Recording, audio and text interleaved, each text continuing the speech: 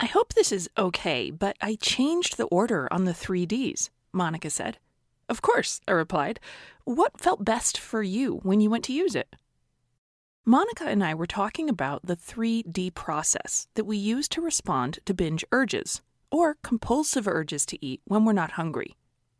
The standard 3D process has step 1 as delay, setting a timer, step 2 as distract, go do something to get your mind off the urge, and 3, decide. When the timer goes off, you decide if you want to take the first 2 steps again if you still feel urgy.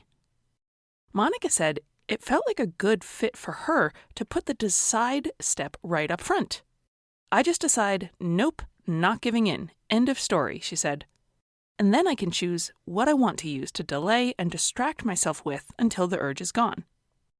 I love this so much. All the tools that we share with our clients and with you on our podcast are open for your personalization. It's not only okay to try things in slightly different ways, we encourage it.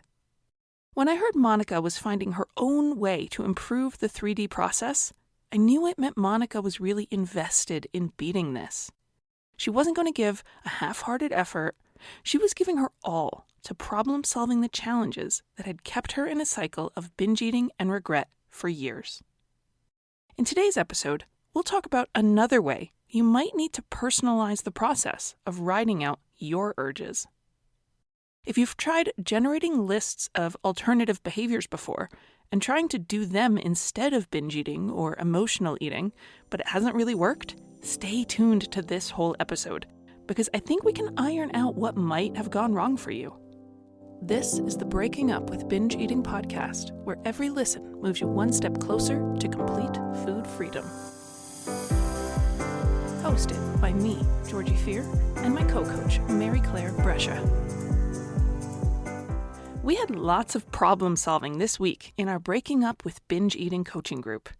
Everyone in our June group just got the 3D lesson and was tasked with coming up with their own list of distracting activities they can do to ride out an urge to binge. The idea is, when you feel an urge tugging at you to head to the pantry and start eating, you set a timer for 20 minutes and distract yourself from thinking about food.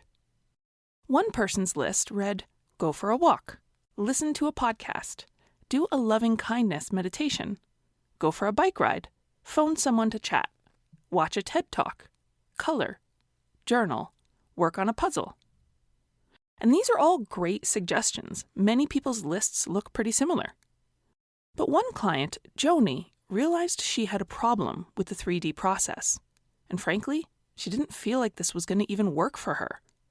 I've made these lists before, she said. It doesn't work. I sit there riding my stationary bike, just planning out the binge for when I get done. If I start doing the dishes, I'm just watching the clock for the 20 minutes to be over so I can get my keys and go buy the binge foods. What Joni is experiencing is common, and it's one of the things that can go wrong when people try to come up with alternatives to eating.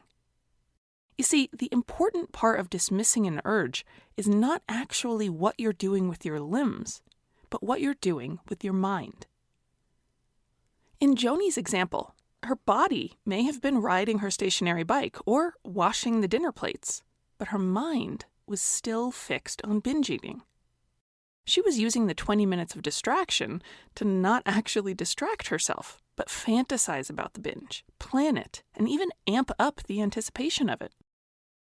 You see, urges and cravings are mental processes. If you make your hands busy by, say, picking up a set of knitting needles, but you continue to fantasize about a food you're craving or the binge you are planning, the craving or urge gets stronger. Cravings and urges are composed of 3 stages. This is known as elaborated intrusion theory, and it comes from addiction research, but it perfectly describes cravings for compulsive behaviors like binge eating. I promise I'm not just throwing around cool-sounding terms for kicks. It really can help you outwit your urges if you understand them better. Okay, so the first stage of a craving or urge is the trigger, and this is most commonly a negative mood, but it can also be a particular place, a time of day, or seeing or hearing someone mention a food. This leads to the second part, which are intrusive thoughts. Intrusive thoughts are typically the first thing you are conscious of. You might not notice the trigger happening, but you notice the intrusive thought. It might be a brief thought of, I'm alone, I could binge right now. Or it might be a split-second image in your mind of standing next to the fridge, spooning cold cereal and milk into your mouth as fast as you can. Often, the intrusive thought is very brief. It's a flicker of an idea. You know how if you stand at the top of a tall mountain or skyscraper, you might get seemingly weird thoughts like, what would it be like to jump? What would it be like if I could fly off this? These thoughts don't mean you're actively suicidal or having delusions that you could fly. They're just passing bits of creativity that your mind churns out. And typically, they're gone in a flash, and your mind skitters off to the next thing, like getting a good photo or how long the hike will be back down. You don't actually take the jump just because the idea crossed your mind. And you don't need to be afraid that you'll jump off a cliff or a skyscraper just because you had one of those passing things of what would that be like? The craving or urge right then is like a baby sprout. It's weak and small. It can even look innocent, like it's not really a binge thought, it's just a bit of cake or a little ice cream. If you put your mind to something else at this point, you will come out on top. But the further you go into the elaboration stage, the more you are strengthening the urge or craving. Elaboration involves planning where you can access the food. I know there's a box of Girl Scout cookies in the pantry and a half-gallon of ice cream. I could go buy a whole dozen donuts or get a large pizza ordered. Elaboration can include vividly imagining what the food tastes like or what it feels like going down your throat. Now you're watering and feeding that innocent little sprout. You might see yourself going through the routine you usually do when you binge. Where you stand, the repetitive motions of hand to mouth, what you do with the wrappers and containers. Even imagining the weight gain and self-recrimination you know you will feel after, they can all be part of this phase. And you keep watering and feeding the plant, the more energy and time you spend elaborating. That weak little seedling that was a passing thought grows and grows in the elaboration phase until it's like the man-eating plant from the 1986 film Little Shop of Horrors. It becomes bloodthirsty, bigger than you, and willing to do anything to get its way. The binge craving will talk you into doing anything to get what it wants. If you haven't seen the movie, the plant tries to convince the protagonist to murder people to feed it, and it eats a few innocent people too. You don't want your urges and cravings to become that big, so you cannot feed them, water them, or encourage them to grow. You want to bail on the elaboration phase, and you can bail on it at any point. Stop feeding and watering the plant, and it will get weaker and die off. My clients have described their feelings of urges getting stronger. A passing idea at lunchtime might feel by dinner time like there's a 2-ton magnet pulling them toward the ice cream in the freezer. That's an urge being strengthened by elaboration. The more time they spent thinking about the ice cream, where it was, what flavor it was, why they should or shouldn't eat any, they were feeding the urge. So now, as you can see, we can make our bodies do something like ride a stationary bike or wash dishes, but continue to empower the urge by elaborating on it in our minds.